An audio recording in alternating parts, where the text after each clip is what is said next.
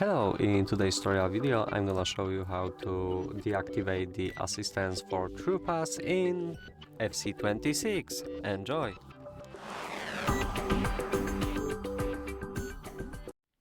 At first, from the main page, you have to press the gear icon on the left upper corner and then make sure that you choose settings, then game settings, and here gameplay. Now you have to choose the passing tab, and the second option will be through pass assistance. You can choose assisted, manual or semi.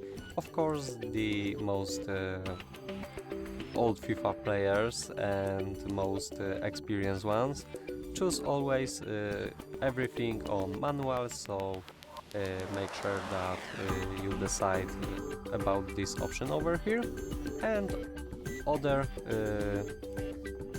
pass options in here or some shootings options, all depends on your preferences, so